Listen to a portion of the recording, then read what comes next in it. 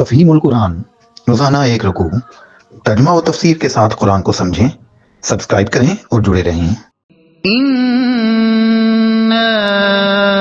أَنزَلْنَا التَّوْرَاةَ فِيهَا هُدًى وَنُورٌ يَحْكُمُ بِهَا النَّبِيُّونَ الَّذِينَ أَسْلَمُوا لِلَّذِينَ هَادُوا وَالرَّبَّانِيُّونَ وَالْأَحْبَارُ بِمَا اسْتُحْفِظُوا مِنْ كِتَابِ اللَّهِ وَكَانُوا عَلَيْهِ شُهَدَاءَ فَلَا تَخْشَوُا النَّاسَ وَاخْشَوْنِ وَلَا تَشْتَرُوا بِآيَاتِي ثَمَنًا قَلِيلًا وَمَنْ لَمْ يَحْكُمْ بِمَا أَنزَلَ اللَّهُ فَأُولَئِكَ هُمُ الْكَافِرُونَ۔ ہم نے تورات نازل کی جس میں ہدایت اور روشنی تھی۔ سارے نبی جو مسلم تھے اسی کے مطابق ان یہودی بن جانے والوں کے معاملات کا فیصلہ کرتے تھے، اور اسی طرح ربانی اور احبار بھی اسی پر فیصلے کا مدار رکھتے تھے، کیونکہ انہیں کتاب اللہ کی حفاظت کا ذمہ دار بنایا گیا تھا اور وہ اس پر گواہ تھے۔ پس اے گروہ یہود، تم لوگوں سے نہ ڈرو بلکہ مجھ سے ڈرو، اور میری آیات کو ذرا ذرا سے معاوضے لے کر بیچنا چھوڑ دو۔ جو لوگ اللہ کے نازل کردہ قانون کے مطابق فیصلہ نہ کریں وہی کافر ہیں۔ ان یہودی بن جانے والوں کے معاملات، یہاں ضمناً اس حقیقت پر بھی متنبہ کر دیا گیا کہ انبیاء سب کے سب مسلم تھے، بخلاف اس کے یہ یہودی اسلام سے ہٹ کر اور فرقہ بندی میں مبتلا ہو کر صرف یہودی بن کر رہ گئے۔ ربانی اور احبار، ربانی علماء کے لیے اور احبار فقہا کے لیے بولا جاتا تھا۔ وَكَتَبْنَا عَلَيْهِمْ فِيهَا أَنَّ النَّفْسَ بِالنَّفْسِ وَالْعَيْنَ بِالْعَيْنِ وَالْأَنفَ بِالْأَنفِ وَالْأُذُنَ بِالْأُذُنِ وَالسِّنَّ بِالسِّنِّ وَالْجُرُوحَ قِصَاصٌ فَمَن تَصَدَّقَ بِهِ فَهُوَ كَفَّارَةٌ لَهُ وَمَن لَّمْ يَحْكُم بِمَا أَنزَلَ اللَّهُ فَأُولَئِكَ هُمُ الظَّالِمُونَ۔ تورات میں ہم نے یہودیوں پر یہ حکم لکھ دیا تھا کہ جان کے بدلے جان، آنکھ کے بدلے آنکھ، ناک کے بدلے ناک، کان کے بدلے کان، دانت کے بدلے دانت، اور تمام زخموں کے لیے برابر کا بدلہ۔ پھر جو قصاص کا صدقہ کر دے تو وہ اس کے لیے کفارہ ہے، اور جو لوگ اللہ کے نازل کردہ قانون کے مطابق فیصلہ نہ کریں وہی ظالم ہیں، اور تمام زخموں کے لیے برابر کا بدلہ۔ تقابل کے لیے ملاحظہ ہو تورات کی کتاب خروج باب 21 آیت 23 تا 25، تو وہ اس کے لیے کفارہ ہے۔ یعنی جو شخص صدقے کی نیت سے قصاص معاف کر دے اس کے حق میں یہ نیکی اس کے بہت سے گناہوں کا کفارہ ہو جائے گی۔ اس معنی میں نبی صلی اللہ علیہ وسلم کا یہ ارشاد ہے کہ جس کے جسم میں کوئی زخم لگایا گیا اور اس نے معاف کر دیا تو جس درجے کی یہ معافی ہوگی اسی کے بقدر اس کے گناہ معاف کر دیے جائیں گے۔ وَقَفَّيْنَا عَلَىٰ آثَارِهِم بِعِيسَى ابْنِ مَرْيَمَ مُصَدِّقًا لِمَا بَيْنَ يَدَيْهِ مِنَ التَّوْرَاةِ وَآتَيْنَاهُ الْإِنجِيلَ فِيهِ هُدًى وَنُورٌ وَمُصَدِّقًا لِمَا بَيْنَ يَدَيْهِ مِنَ التَّوْرَاةِ وَهُدًى وَمَوْعِظَةً لِلْمُتَّقِينَ۔ پھر ہم نے ان پیغمبروں کے بعد مریم کے بیٹے عیسیٰ کو بھیجا۔ تورات میں سے جو کچھ اس کے سامنے موجود تھا وہ اس کی تصدیق کرنے والا تھا، اور ہم نے اس کو انجیل عطا کی جس میں رہنمائی اور روشنی تھی، اور وہ بھی تورات میں سے جو کچھ اس وقت موجود تھا اس کی تصدیق کرنے والی تھی، اور خدا ترس لوگوں کے لیے سراسر ہدایت اور نصیحت تھی۔ جو کچھ اس وقت موجود تھا اس کی تصدیق کرنے والی تھی۔ یعنی مسیح علیہ السلام کوئی نیا مذہب لے کر نہیں آئے تھے، بلکہ وہی ایک دین جو تمام پچھلے انبیاء کا دین تھا، مسیح کا دین بھی تھا، اور اسی کی طرف وہ دعوت دیتے تھے۔ تورات کی اصل تعلیمات میں سے جو کچھ ان کے زمانے میں محفوظ تھا اس کو مسیح خود بھی مانتے تھے، اور انجیل بھی اس کی تصدیق کرتی تھی۔ ملاحظہ ہو متی باب 5 آیت 17 اور 18۔ قرآن اس حقیقت کا بار بار اعادہ کرتا ہے کہ خدا کی طرف سے جتنے انبیاء دنیا کے کسی گوشے میں آئے ہیں ان میں سے کوئی بھی پچھلے انبیاء کی تردید کے لیے اور ان کے کام کو مٹا کر اپنا نیا مذہب چلانے کے لیے نہیں آیا تھا، بلکہ ہر نبی اپنے پیشرو انبیاء کی تصدیق کرتا تھا اور اسی کام کو فروغ دینے کے لیے آتا تھا جسے اگلوں نے ایک پاک ورثے کی حیثیت سے چھوڑا تھا۔ اسی طرح اللہ تعالیٰ نے اپنی کوئی کتاب اپنی ہی پچھلی کتابوں کی تردید کرنے کے لیے کبھی نہیں بھیجی، بلکہ اس کی ہر کتاب پہلے آئی ہوئی کتابوں کی مؤید اور مصدق تھی۔ وَلْيَحْكُمْ أَهْلُ الْإِنجِيلِ بِمَا أَنزَلَ اللَّهُ فِيهِ وَمَن لَّمْ يَحْكُم بِمَا أَنزَلَ اللَّهُ فَأُولَئِكَ هُمُ الْفَاسِقُونَ۔ ہمارا حکم تھا کہ اہل انجیل اس قانون کے مطابق فیصلہ کریں جو اللہ نے اس میں نازل کیا ہے، اور جو لوگ اللہ کے نازل کردہ قانون کے مطابق فیصلہ نہ کریں وہی فاسق ہیں۔ یہاں اللہ تعالیٰ نے ان لوگوں کے حق میں جو خدا کے نازل کردہ قانون کے مطابق فیصلہ نہ کریں 3 حکم ثابت کیے ہیں۔ ایک یہ کہ وہ کافر ہیں، دوسرے یہ کہ وہ ظالم ہیں، تیسرے یہ کہ وہ فاسق ہیں۔ اس کا صاف مطلب یہ ہے کہ جو انسان خدا کے حکم اور اس کے نازل کردہ قانون کو چھوڑ کر اپنے یا دوسرے انسانوں کے بنائے ہوئے قوانین پر فیصلہ کرتا ہے وہ دراصل 3 بڑے جرائم کا ارتکاب کرتا ہے۔ اولاً اس کا یہ فعل حکم خدابندی کے انکار کا ہم مانی ہے اور یہ کفر ہے۔ ثانیاً اس کا یہ فعل عدل و انصاف کے خلاف ہے، کیونکہ ٹھیک ٹھیک عدل کے مطابق جو حکم ہو سکتا تھا وہ تو خدا نے دے دیا تھا، اس لیے جب خدا کے حکم سے ہٹ کر اس نے فیصلہ کیا تو ظلم کیا۔ تیسرے یہ کہ بندہ ہونے کے باوجود جب اس نے اپنے مالک کے قانون سے منحرف ہو کر اپنا یا کسی دوسرے کا قانون نافذ کیا تو در حقیقت بندگی و اطاعت کے دائرے سے باہر قدم نکالا، اور یہی فسق ہے۔ یہ کفر اور ظلم اور فسق اپنی نوعیت کے اعتبار سے لازماً انحراف از حکم خدابندی کی عین حقیقت میں داخل ہے۔ ممکن نہیں ہے کہ جہاں وہ انحراف موجود ہو وہاں یہ تینوں چیزیں موجود نہ ہوں۔ البتہ جس طرح انحراف کے درجات و مراتب میں فرق ہے، اسی طرح ان تینوں چیزوں کے مراتب میں بھی فرق ہے۔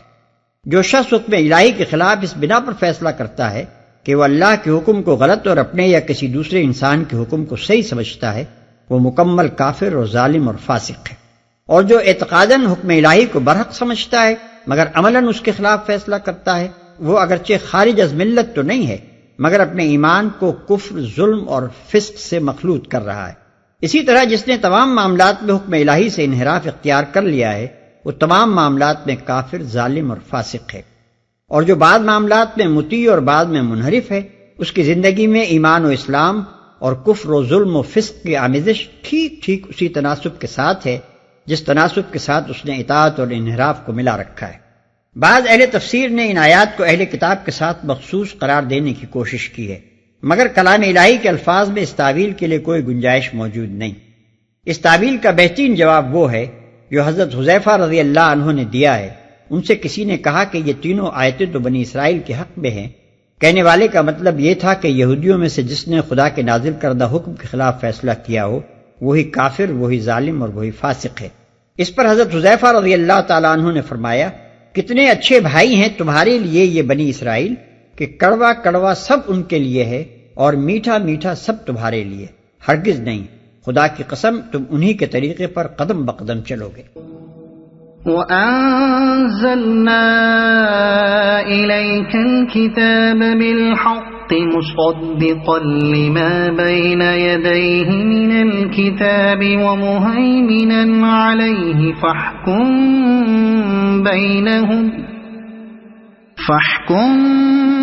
بَيْنَهُم بِمَا أنزل الله ولا تتبع أهواءهم عما جاءك من الحق لكل جعلنا منكم شرعة ومنهاجا ولو شاء الله لجعلكم أمة واحدة ولكن ليبلوكم فيما آتاكم فاستبقوا الخيرات إلى الله مرجعكم جميعا فينبئكم بما كنتم فيه تختلفون۔ پھر اے محمد ہم نے تمہاری طرف یہ کتاب بھیجی جو حق لے کر آئی ہے، اور الکتاب میں سے جو کچھ اس کے آگے موجود ہے اس کی تصدیق کرنے والی اور اس کی محافظ و نگہباں ہے۔ لہذا تم خدا کے نازل کردہ قانون کے مطابق لوگوں کے معاملات کا فیصلہ کرو، اور جو حق تمہارے پاس آیا ہے اس سے منہ موڑ کر ان کی خواہشات کی پیروی نہ کرو۔ ہم نے تم میں سے ہر ایک کے لیے ایک شریعت اور ایک راہ عمل مقرر کی۔ اگرچہ تمہارا خدا چاہتا تو تم سب کو ایک امت بھی بنا سکتا تھا، لیکن اس نے یہ اس لیے کیا کہ جو کچھ اس نے تم لوگوں کو دیا ہے اس میں تمہاری آزمائش کرے۔ لہذا بھلائیوں میں ایک دوسرے سے سبقت لے جانے کی کوشش کرو۔ آخر کار تم سب کو خدا کی طرف پلٹ کر جانا ہے، پھر وہ تمہیں اصل حقیقت بتا دے گا جس میں تم اختلاف کرتے رہے ہو۔ اس کی تصدیق کرنے والی، یہاں ایک اہم حقیقت کی طرف اشارہ فرمایا گیا ہے۔ اگرچہ اس مضمون کو یوں بھی ادا کیا جا سکتا تھا کہ پچھلی کتابوں میں سے جو کچھ اپنی اصلی اور صحیح صورت پر باقی ہے قرآن اس کی تصدیق کرتا ہے، لیکن اللہ تعالیٰ نے پچھلی کتابوں کے بجائے الکتاب کا لفظ استعمال فرمایا۔ اس سے یہ راز منکشف ہوتا ہے کہ قرآن اور تمام وہ کتابیں جو مختلف زمانوں اور مختلف زبانوں میں اللہ تعالیٰ کی طرف سے نازل ہوئیں، سب کی سب فی الاصل ایک ہی کتاب ہیں، ایک ہی ان کا مصنف ہے، ایک ہی ان کا مدعا اور مقصد ہے، ایک ہی ان کی تعلیم ہے، اور ایک ہی علم ہے جو ان کے ذریعے سے نوع انسانی کو عطا کیا گیا۔ فرق اگر ہے تو عبارات کا ہے جو ایک ہی مقصد کے لیے مختلف مخاطبوں کے لحاظ سے مختلف طریقوں سے اختیار کی گئیں۔ پس حقیقت صرف اتنی ہی نہیں ہے کہ یہ کتابیں ایک دوسرے کی مخالف نہیں، مؤید ہیں، تردید کرنے والی نہیں، تصدیق کرنے والی ہیں، بلکہ اصل حقیقت اس سے کچھ بڑھ کر ہے، اور وہ یہ ہے کہ یہ سب ایک ہی الکتاب کے مختلف ایڈیشن ہیں، اور اس کی محافظ و نگہباں ہے۔ اصل میں لفظ مہیمن استعمال ہوا ہے۔ عربی میں ہیمن، یہیمن، ہیمنہ کے معنی محافظت، نگرانی، شہادت، امانت، تائید اور حمایت کے ہیں۔ ہیمن الرجل الشیء یعنی آدمی نے فلاں چیز کی حفاظت و نگہبانی کی۔ ہیمن الطائر علی فراخہ یعنی پرندے نے اپنے چوزے کو اپنے پروں میں لے کر محفوظ کر دیا۔ حضرت عمر رضی اللہ تعالی عنہ نے ایک مرتبہ لوگوں سے کہا، انی داعن فہیمنوا یعنی میں دعا کرتا ہوں تم تائید میں آمین کہو۔ اسی سے لفظ ہمیان ہے جسے اردو میں ہمیانی کہتے ہیں، یعنی وہ تھیلی جس میں آدمی اپنا مال رکھ کر محفوظ کرتا ہے۔ پس قرآن کو الکتاب پر مہیمن کہنے کا مطلب یہ ہے کہ اس نے ان تمام برحق تعلیمات کو جو پچھلی کتب آسمانی میں دی گئی تھی اپنے اندر لے کر محفوظ کر دیا ہے۔ وہ ان پر نگہبان ہے، اس معنی میں کہ اب ان کی تعلیمات برحق کا کوئی حصہ ضائع نہ ہونے پائے گا۔ وہ ان کا مؤید ہے، اس معنی میں کہ ان کتابوں کے اندر خدا کا کلام جس حد تک موجود ہے قرآن سے اس کی تصدیق ہوتی ہے۔ وہ ان پر گواہ ہے اس معنی میں کہ ان کتابوں کے اندر خدا کے کلام اور لوگ کے کلام کی جو آمیزش ہو گئی ہے قرآن کی شہادت سے اس کو پھر چھانٹا جا سکتا ہے۔ جو کچھ ان میں قرآن کے مطابق ہے وہ خدا کا کلام ہے، اور جو قرآن کے خلاف ہے وہ لوگوں کا کلام ہے۔ ہم نے تم میں سے ہر ایک کے لیے ایک شریعت اور ایک راہ عمل مقرر کی۔ یہ ایک جملہ معترضہ ہے جس سے مقصود ایک سوال کی توضیح کرنا ہے جو اوپر کے سلسلہ تقریر کو سنتے ہوئے مخاطب کے ذہن میں الجھن پیدا کر سکتا ہے۔ سوال یہ ہے کہ جب تمام انبیاء اور تمام کتابوں کا دین ایک ہے اور یہ سب ایک دوسرے کی تصدیق و تائید کرتے ہوئے آئے ہیں تو شریعت کی تفصیلات میں ان کے درمیان فرق کیوں ہے؟ کیا بات ہے کہ عبادت کی صورتوں میں، حرام و حلال کی قیود میں اور قوانین تمدن و معاشرت کے فروع میں مختلف انبیاء اور کتب آسمانی کی شریعتوں کے درمیان تھوڑا بہت اختلاف پایا جاتا ہے۔ اصل حقیقت بتا دے گا جس میں تم اختلاف کرتے رہے ہو۔ یہ مذکورہ بالا سوال کا پورا جواب ہے۔ اس جواب کی تفصیل یہ ہے: 1. محض اختلاف شرائع کو اس بات کے دلیل قرار دینا غلط ہے کہ یہ شریعتیں مختلف مآخذ سے ماخوذ اور مختلف سرچشموں سے نکلی ہوئی ہیں۔ دراصل وہ اللہ تعالیٰ ہی ہے جس نے مختلف قوموں کے لیے مختلف زبانوں اور مختلف حالات میں مختلف ضابطے مقرر فرمائے۔ 2. بلا شبہ یہ ممکن تھا کہ شروع ہی سے تمام انسانوں کے لیے ایک ضابطہ مقرر کر کے سب کو ایک امت بنا دیا جاتا، لیکن وہ فرق جو اللہ تعالیٰ نے مختلف انبیاء کی شریعتوں کے درمیان رکھا، اس کے اندر دوسری بہت سی مصلحتوں کے ساتھ ایک بڑی مصلحت یہ بھی تھی کہ اللہ تعالیٰ اس طریقے سے لوگوں کی آزمائش کرنا چاہتا تھا۔ جو لوگ اصل دین اور اس کی روح اور حقیقت کو سمجھتے ہیں اور دین میں ان ضوابط کی حقیقی حیثیت کو جانتے ہیں اور کسی تعصب میں مبتلا نہیں ہیں، وہ حق کو جس صورت میں بھی وہ آئے گا پہچان لیں گے اور قبول کر لیں گے۔ ان کو اللہ کے بھیجے ہوئے سابق احکام کی جگہ بعد کے احکام تسلیم کرنے میں کوئی تامل نہ ہوگا۔ بخلاف اس کے جو لوگ روح دین سے بیگانہ ہیں اور ضوابط اور ان کی تفصیلات ہی کو اصل دین سمجھ بیٹھے ہیں، اور جنہوں نے خدا کی طرف سے آئی ہوئی چیزوں پر خود اپنے حاشیے چڑھا کر ان پر جمود اور تعصب اختیار کر لیا ہے، وہ ہر اس ہدایت کو رد کرتے چلے جائیں گے جو بعد میں خدا کی طرف سے آئے۔ ان دونوں قسم کے آدمیوں کو ممیز کرنے کے لیے یہ آزمائش ضروری تھی، اس لیے اللہ تعالیٰ نے شرائع میں اختلاف رکھا۔ 3. تمام شرائع سے اصل مقصود نیکیوں اور بھلائیوں کو پانا ہے، اور وہ اسی طرح حاصل ہو سکتی ہیں کہ جس وقت جو حکم خدا ہو اس کی پیروی کی جائے۔ لہذا جو لوگ اصل مقصد پر نگاہ رکھتے ہیں ان کے لیے شرائع کے اختلافات اور مناہج کے فروق پر جھگڑا کرنے کے بجائے صحیح طرز عمل یہ ہے کہ مقصد کی طرف اس راہ سے پیش قدمی کریں جس کو اللہ تعالیٰ کی منظوری حاصل ہو۔ 4. جو اختلافات انسانوں نے اپنے جمود، تعصب، ہٹ دھرمی اور ذہن کی اپج سے خود پیدا کر لیے ہیں، ان کا آخری فیصلہ نہ مجلس مناظرہ میں ہو سکتا ہے نہ میدان جنگ میں۔ آخری فیصلہ اللہ تعالیٰ خود کرے گا، جبکہ حقیقت بے نقاب کر دی جائے گی اور لوگوں پر منکشف ہو جائے گا کہ جن جھگڑوں میں وہ عمریں کھپا کر دنیا سے آئے ہیں ان کی تہ میں حق کا جوہر کتنا تھا اور باطل کے حاشیے کس قدر۔ وَأَنِ احْكُم بَيْنَهُم بِمَا أَنزَلَ اللَّهُ وَلَا تَتَّبِعْ أَهْوَاءَهُمْ وَاحْذَرْهُمْ أَن يَفْتِنُوكَ عَن بَعْدِ مَا أَنزَلَ اللَّهُ إِلَيْكَ فَإِن تَوَلَّوْا فَاعْلَمْ أَنَّمَا يُرِيدُ اللَّهُ أَن يُصِيبَهُم بِبَعْضِ ذُنُوبِهِمْ وَإِنَّ كَثِيرًا مِّنَ النَّاسِ لَفَاسِقُونَ